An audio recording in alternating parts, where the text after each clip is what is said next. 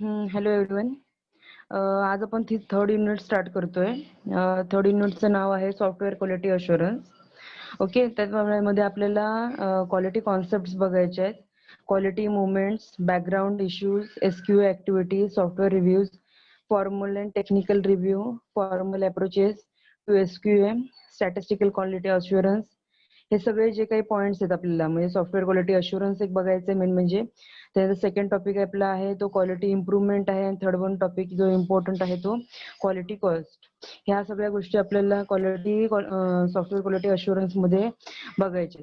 Okay, आता फक्त आपल्या युनिटच्या नेमकडे फर्स्ट बघा.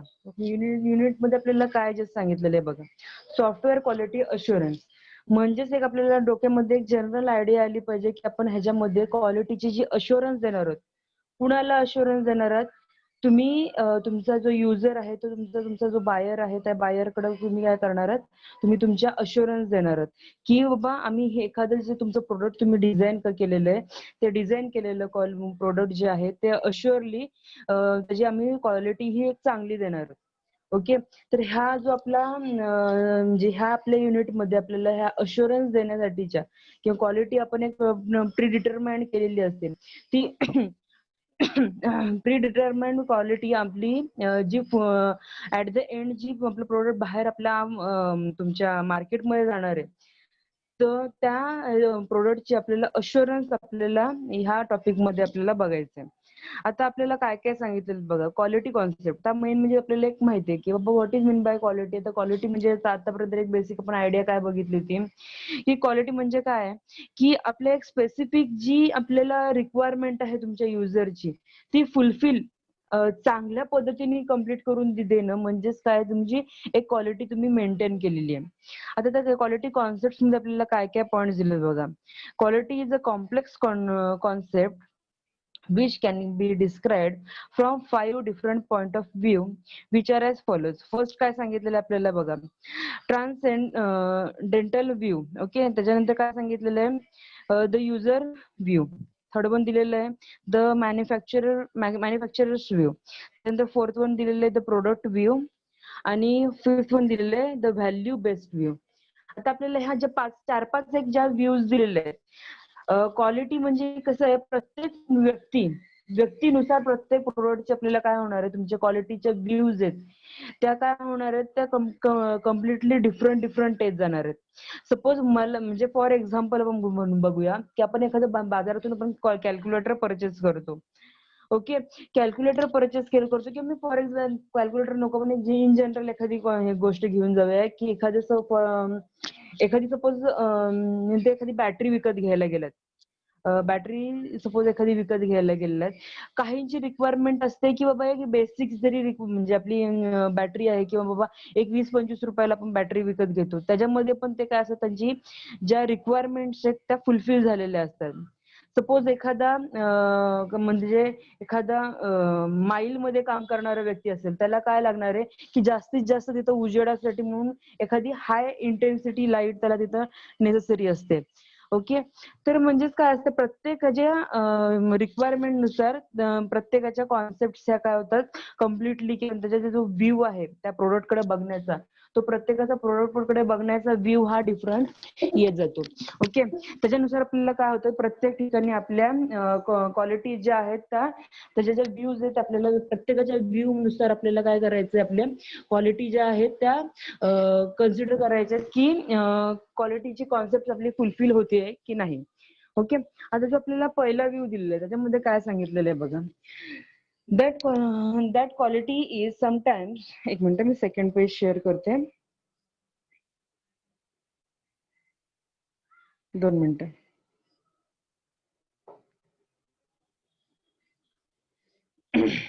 ओके, आता आपल्याला ह्याच्यामध्ये काय सांगितलेलं आहे बघा, that quality is sometimes which can be immediately recognized but cannot be clearly defined and documented, indirectly suggested. Okay, आता आपल्याला जो फर्स्ट व्ह्यू आपला दिलेला आहे त्याच्यामध्ये काय सांगितलेलं आहे की तुमची जी क्वालिटी आहे ती तुमची काय सांगितलेली असते ती तुम्हाला इमिजिएटली जेव्हा तुम्ही एखादं प्रोडक्ट तुम्ही डायरेक्टली यूज करता की त्याच वेळेला त्याचं काय होतं ओव्हरव्ह्यू जो काय आहे तो दिला जातो. ओके. म्हणजे त्याला असं एखादं स्पेसिफिकेशन किंवा आपण म्हणूया की एखादा युजरचा व्ह्यू नाहीये किंवा मॅन्युफॅक्चररचा व्ह्यू नाहीये किंवा कोणताही व्ह्यू त्याला नाहीये, की इन जनरल एखादं प्रोडक्ट आपल्या हातामध्ये आलं, एक त्याचा आउटलुक बघितला आपण आणि आउटलुक बघितल्यानंतर त्याचं आपण काय केलेलं आहे, त्याचा रिव्ह्यू देऊन टाकलाय किंवा त्याचा आपला जो क्वालिटी कंप्लीट झाली आहे की नाही ते आपण सांगितलेलं आहे.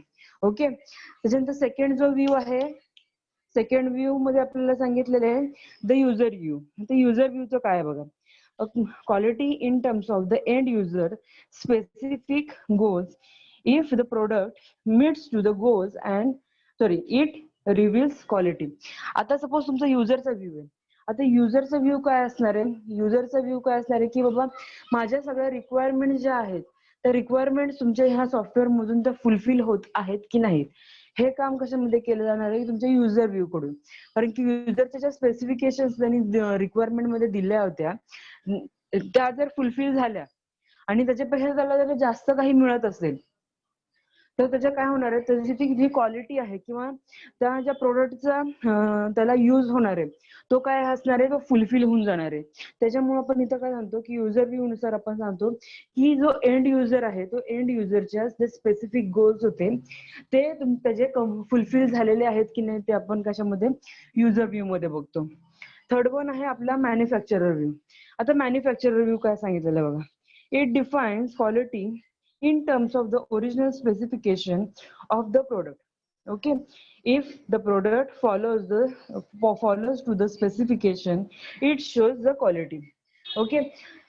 मॅन्युफॅक्चरर जो मॅन्युफॅक्चर करतोय तुमचं एखादं प्रोडक्ट त्याची त्यांनी क्वालिटी कम्प्लीट केली की नाही. सपोज मी एखादं प्रोडक्ट डिझाईन करते आणि ते डिझाईन केल्यानंतर जर मी जे त्याच्यामध्ये मॉड्यूल्स टाकलेले आहेत ते जर प्रॉपरली वर्क होत असतील, आपण युजरचा इथे विचारच करत नाही आहोत, फक्त मॅन्युफॅक्चररचा.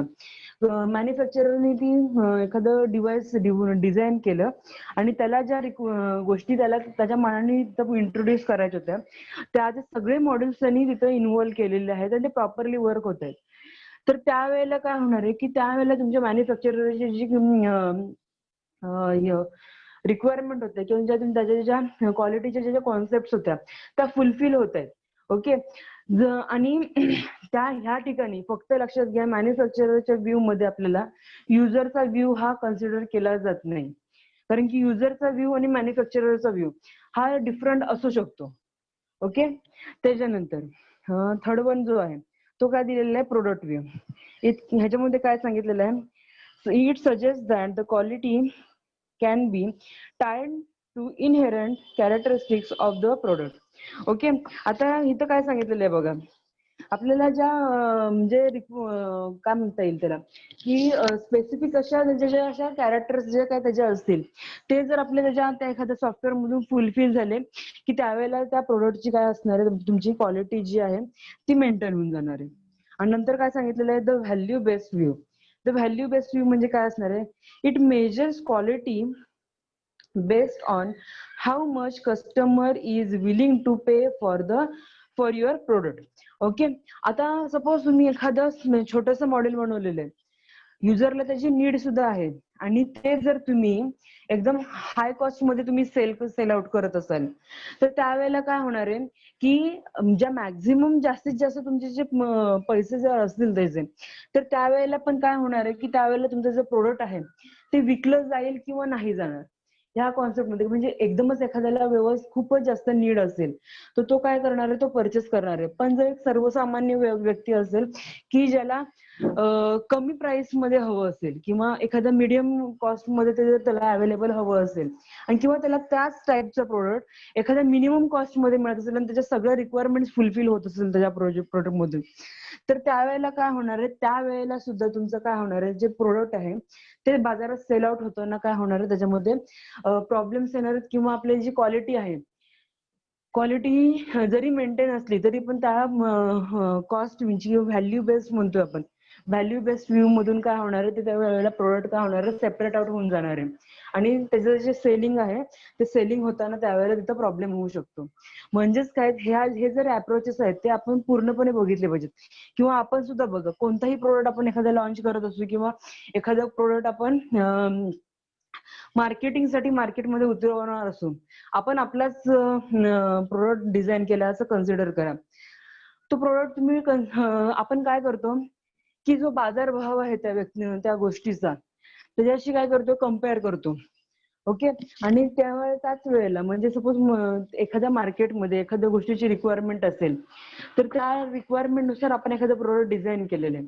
म्हणजेच काय केलेलं आहे, तुमचा युजर व्ह्यू म्हणजे रिक्वायरमेंट आहे म्हणजे तो तिथं काय झाला, युजर व्ह्यू तिचा कन्सिडर झाला. त्याच्यानंतर तुम्ही तो प्रोडक्ट डिझाईन केलेला आहे. डिझाईन कोणत्या बेसवर केलेला आहे, तुमचा जो प्रोडक्ट आहे, युजर जो यूज करणार आहे त्या युजरच्या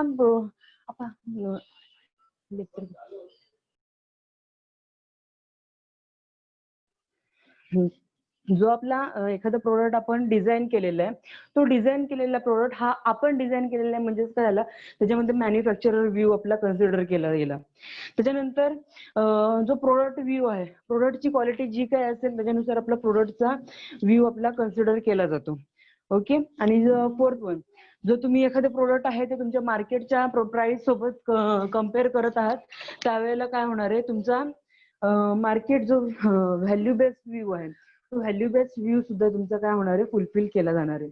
तर हे आपले हे 4-5 जे व्ह्यू आहेत त्याच्यानुसार आपलं काय होणार आहे, तुमचा मार्केटमध्ये सेलिंग किंवा जे प्रोडक्टची क्वालिटी मेंटेन करायचं काम आहे ते ह्या व्ह्यूज मधून कम्प्लीट केलं जाणार आहे. सॉरी. ओके. आता पुढे काय सांगितलेलं बघा, quality of design refers to the characteristics that designers specify for the product.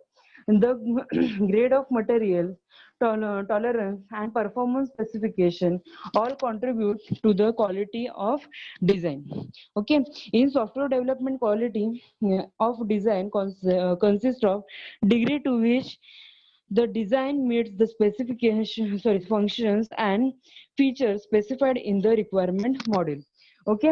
आता इथं काय सांगितलेलं आहे आपल्याला, जो तुमचा प्रोडक्ट आहे तो प्रोडक्ट तुम्ही डिझाईन केल्यानंतर तुमचा जो सपोज काही ना काहीतरी डेव्हिएशन म्हणजे काय म्हणता येईल, टॉलरन्स सांगितलेलं आहे. म्हणजेच काय असणार आहे की एखादा जर पार्ट आपला मिसिंग असेल किंवा त्याच्या ज्या आपल्या युजरच्या रिक्वायरमेंट्स आहेत त्या कंपल्सरी फुलफिल होत नाहीत, थोडासा एखादा पार्ट जो आहे तो काय होतोय, जे रिक्वायरमेंट होती त्याच्यानुसार थोडासा जर डिफरन्स असेल त्या प्रोडक्टमध्ये तर तो त्या सगळ्या ज्या कन्सिडरेशन्स आहेत त्या काय होतात, त्या टॉलरेट केल्या जातात. ओके. किंवा जर ग्रेड ऑफ युअर मटेरियल ही सुद्धा जी कॉन्सेप्ट आहे ती काय कॉन्सेप्ट जी आहे ती तुमच्या अदर प्रोडक्ट सोबत कम्पेअर केली जाते. ओके. हे सगळं आपले इन जनरल कोणताही आपण प्रोडक्ट विकत घ्यायला गेलो आपण त्याची क्वालिटी चेक करतो किंवा आपल्या ज्या रिक्वायरमेंट्स फुलफिल होत आहेत की नाही त्या चेक करतो. त्याच्यानंतर ते जे मॉड्यूल आहे ते परफॉर्म कसं करते त्याच्यावरती पण आपल्या काय होतात, त्या बाय करण्याच्या व्ह्यूज आहेत किंवा ज्या आपल्या रिक्वायरमेंट्स आहेत त्या आपण काय करतो त्याच्यानुसार चेंज करत जातो किंवा थोड्याफार आपण त्याच्यामध्ये कॉम्प्रोमाइज करतो. ओके. त्याच्यानंतर काय सांगितलेलं आपल्याला की आपल्या जे रिक्वायर गोष्टी ज्या होत्या की त्याच्यानुसार आपण आपलं काय होतं, जी वस्तू आपल्याला बाय करायची ती आपण चेंज करत जातो, राईट ना.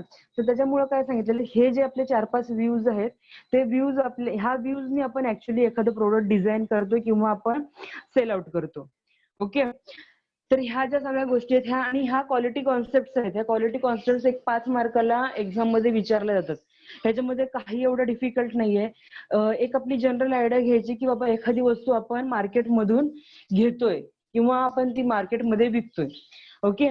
जर घ्यायचं असेल तर त्यावेळेला तिथे युजर व्ह्यू पण तुम्ही कन्सिडर केला पाहिजे. विकतोय द मार्केट जो तुमचा प्रोड्युसर आहे किंवा तुमचा जो मॅन्युफॅक्चरर आहे त्याचा व्ह्यू पण कन्सिडर करून ह्या पूर्ण क्वेश्चनचा आन्सर द्या. ओके. ह्याच्यामध्ये असं काही डिफरंट नाहीये. ह्या सगळ्या कॉन्सेप्ट ह्या आपल्या सेलिंग आणि बाईंगच्या ह्या सगळ्या गोष्टींसोबत रिलेट केल्या जाऊ शकतात. ओके. त्याच्यानंतर पुढचा पॉइंट येतो आपला quality movement.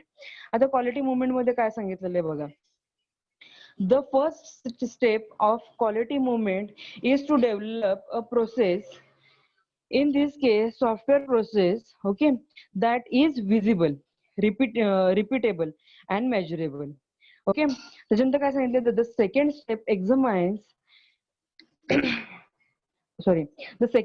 examines integrables that affects the process and works to optimize their impact on the process. For example, the software process may be affected by high staff turnover, which itself is caused by the consult recognition within a company. Maybe stable organization structure could do much to improve the quality of the software.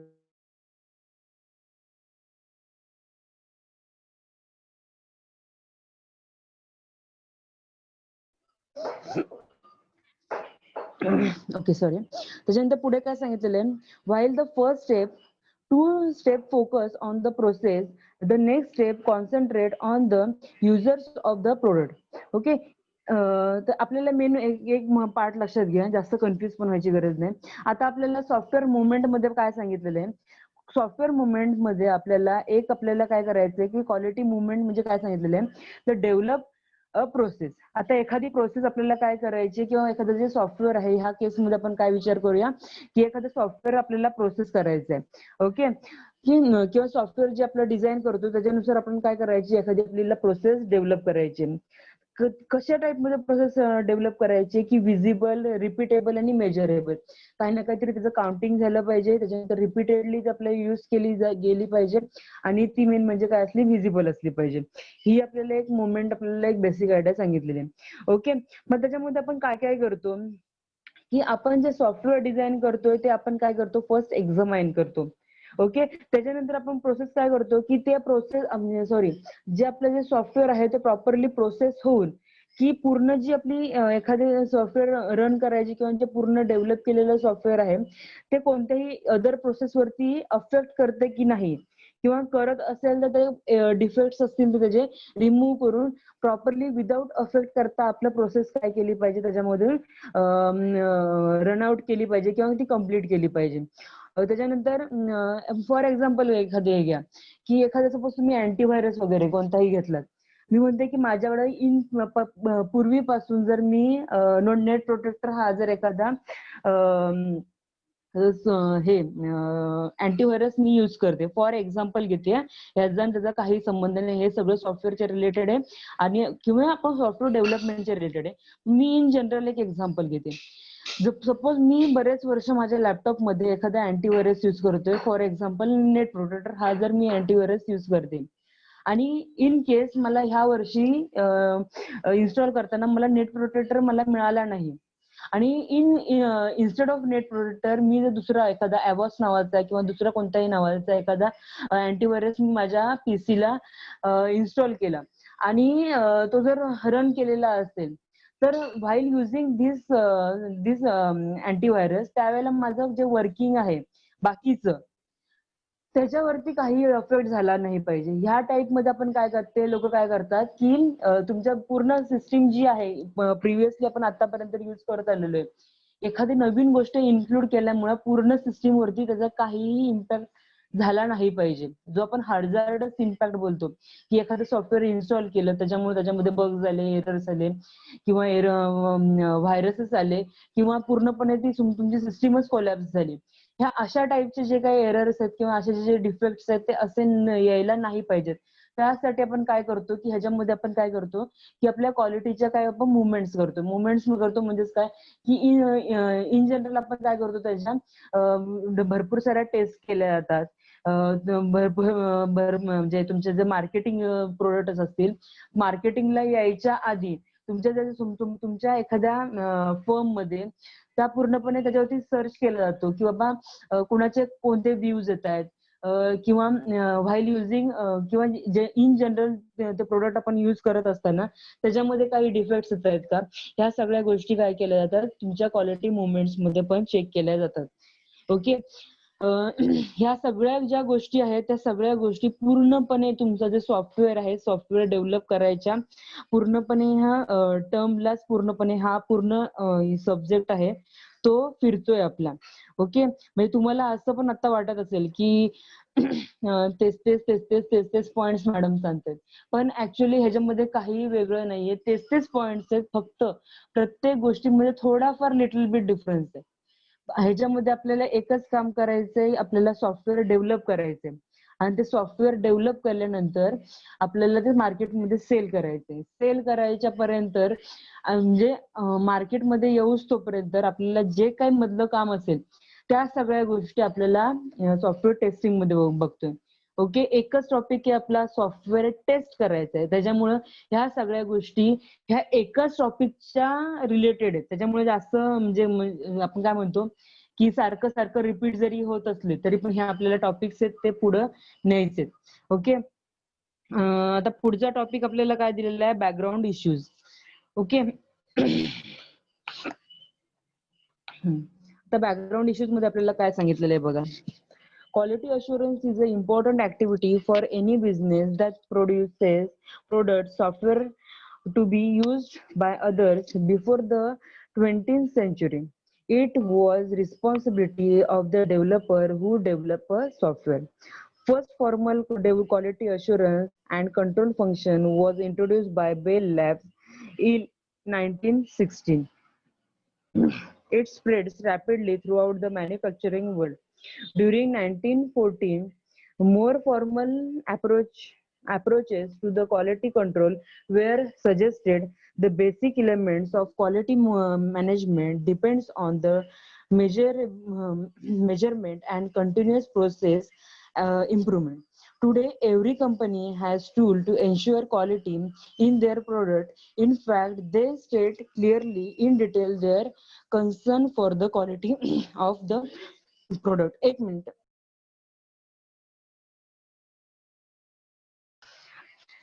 Quality of the product, which is becoming a marketing trend from the last few decades.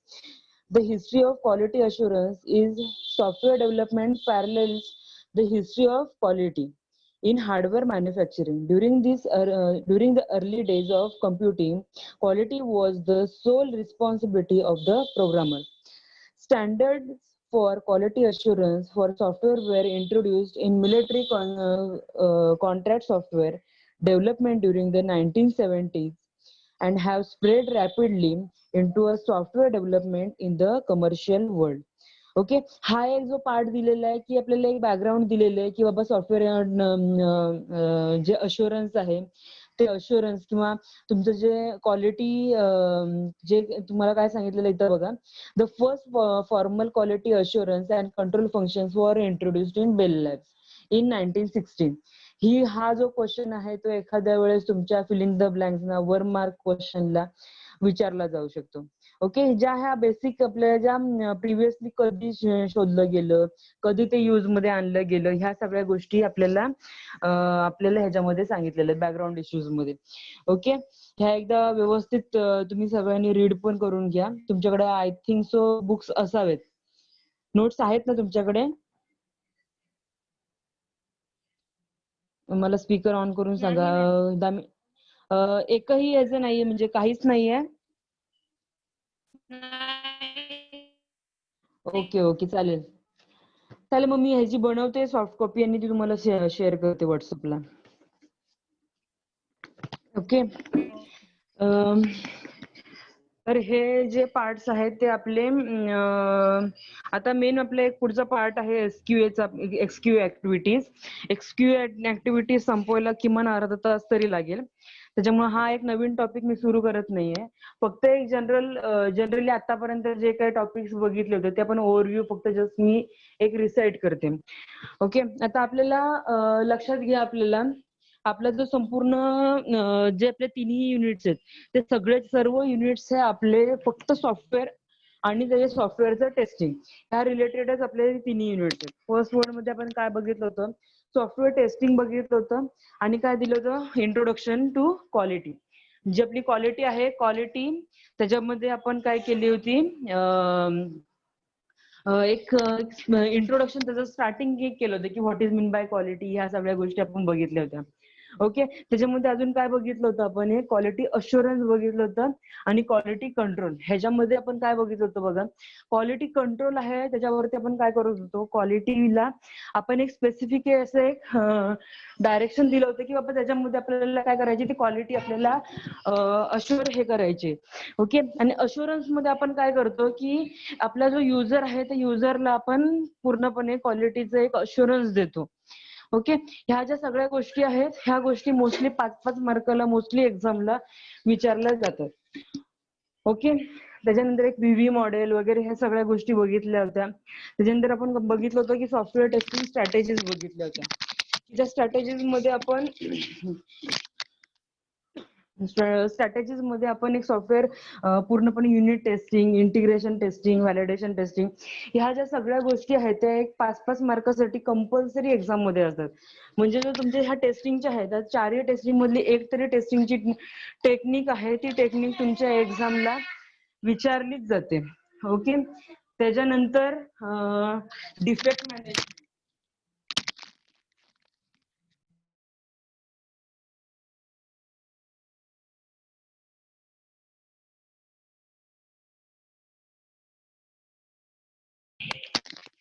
Okay.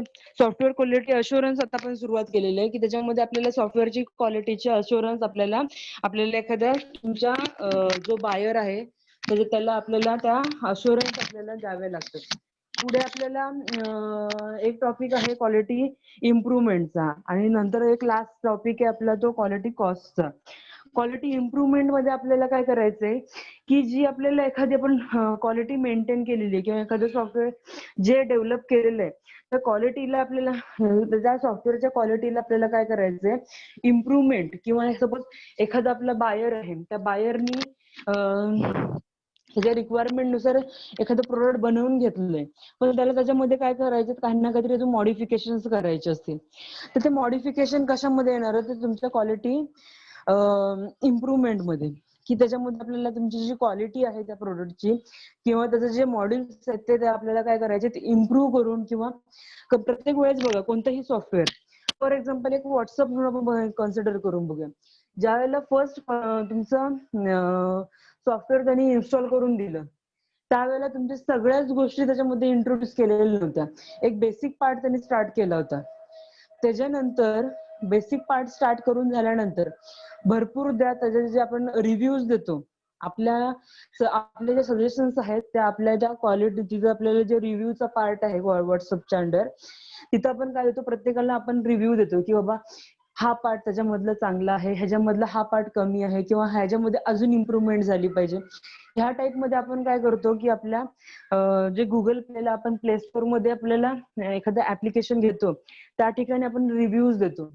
ते आपण bye केलेलं नसतं का, तर ते आपण घेतलेले आहे ऑलरेडी, आपण ते युज सुद्धा करतोय पण त्याच्यामध्ये अजून आपल्याला काय पाहिजे, इम्प्रुव्हमेंट पाहिजे.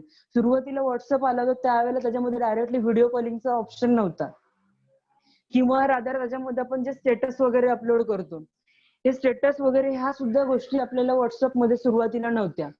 तरी आपण युज करत नव्हतो का, तर करत होतो. पण जो युजर आहे, जो आपण आहोत, आपण म्हणजेच काय आहोत त्या ठिकाणी युजर आहोत. तर युजर काय करतो की मला ह्या गोष्टी त्याच्यामध्ये इम्प्रूव्ह हव्यात, ह्याच्यामध्ये मला ह्या गोष्टी इंट्रोड्यूस करून अजून हव्या आहेत. आणि अशा ज्या इम्प्रुव्हमेंटच्या ज्या रिव्ह्यूज त्यांना मिळतात त्याच्यानंतर त्याच्यावरती त्याचं काय काम चालू असतं की ती जी क्वालिटी आहे त्या सॉफ्टवेअरची ती मॅक्झिममली किंवा आपण काय म्हणता येईल त्याची इम्प्रूव्ह करायचं काम आपल्यामध्ये ह्याच्यामध्ये केलं जातं. ओके.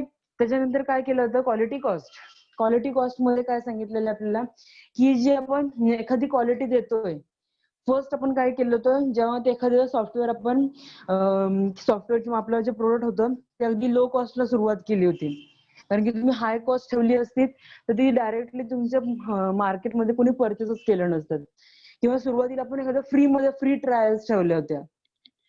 आणि त्याच्यानंतर आपण काय करणार आहोत, फ्री ट्रायल्स झाल्यानंतर त्याच्यानंतर हळूहळू त्याच्या ज्या आपण इम्प्रूव्ह केलेलं जे सॉफ्टवेअर आहे त्याच्यामधून आपल्याला अर्निंग सुद्धा झालं पाहिजे.